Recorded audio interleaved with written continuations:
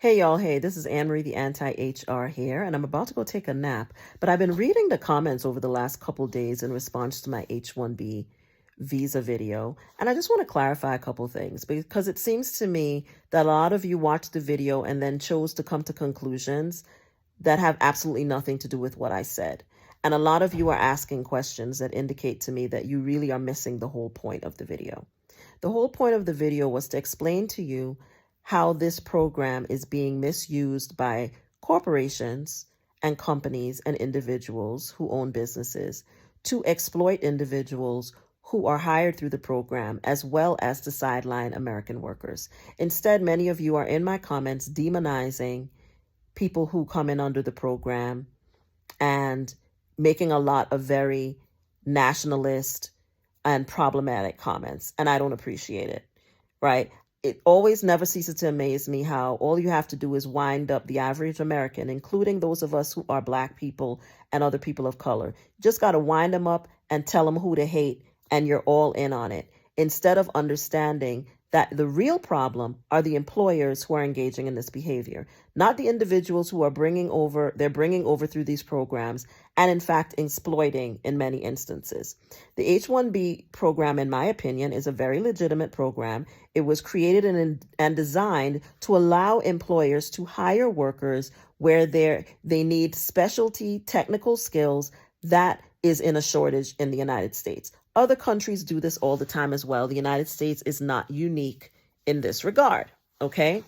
And so I don't have a problem personally with the program in theory. I have a problem with the many loopholes that is allowed under the program and the way that some employers are not hiring in the spirit or in according to the requirements of the program, and they're getting away with it because of all the different loopholes that are in the program. I am not concerned about the program itself, and I am not going to be a participant in demonizing any particular group of people, even the groups of people that have come into this country and are actively anti-Black, because all that does is play into what has always been a problem in America, is people being pitted against each other in order to advance the interests of the very wealthy in this country. I think we need to keep our eyes on the ball and understand what the real problem is, rather than allowing ourselves to be targeted against each other, okay? The real problem here is that very wealthy people and companies are using these programs to bring people in for jobs and using them and claiming that they need them because of a shortage when a shortage doesn't actually exist, okay? The program allows people to bring people in specific industries, for example, sciences and law and accounting and technology, among others. And it requires that certain certifications be made by the employer, that the Department of Labor has to improve what they call labor condition application, and the I believe the USCIS has oversight of the program. They set minimum salary requirements based on what level the job is, but I believe the lowest job salary you can bring someone in at currently is somewhere in the $60,000 a year. When I was doing it was somewhere in the 50s. Now it's in the 60s from my most recent research, right? But in a lot of industries, the salaries are higher than that because the industry itself pays salaries higher than that. But the point that I'm making is, regardless of the industry, when people are hired into these jobs, they usually are brought in at the lowest minimum salary that they're allowed to pay. And the reason that they do that is because they know that the person who's being sponsored is going to accept that salary. They're not going to complain. They're going to be happy to get sponsored, and they're going to accept it. The employer is paying for the application. When I was doing these applications, they averaged at least $15,000 a pop. And that was if there were no complications relevant to the application processing. And I am sure that they cost more than that now. Okay.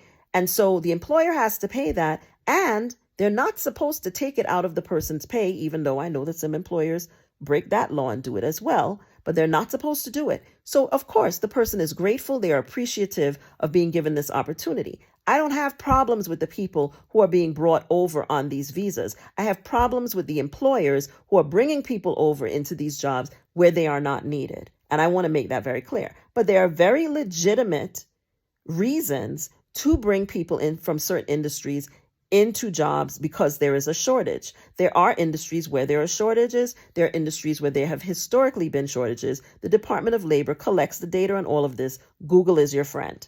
All right. So I'm not arguing that there are enough American workers for all of these jobs, but I want to be clear.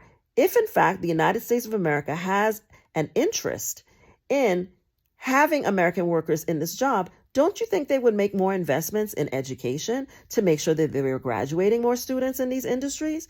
Are they doing that? This is just a question that I'm asking. Or does it make sense for them to just instead keep bringing in other people from other places rather than making the necessary investments to train their own citizens to fill some of these jobs? I also think that it's very disingenuous for President Musk and others to claim that American workers are not smart enough to do these jobs. Many of them are graduating and applying for these jobs and are now not being able to get some of them because a preference is being given to H1B workers. That is also a problem.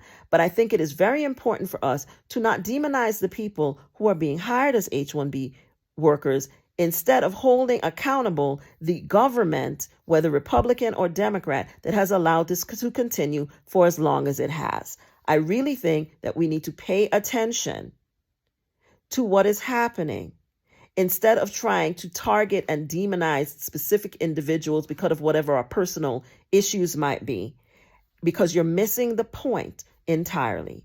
It is not the employees that are being hired into these jobs that are the problem. In my opinion, it is the employers who are making these hiring decisions and lying and saying that they need these workers when in fact they always do not need these workers. Is there industries that legitimately need to make some of these hires? Yes.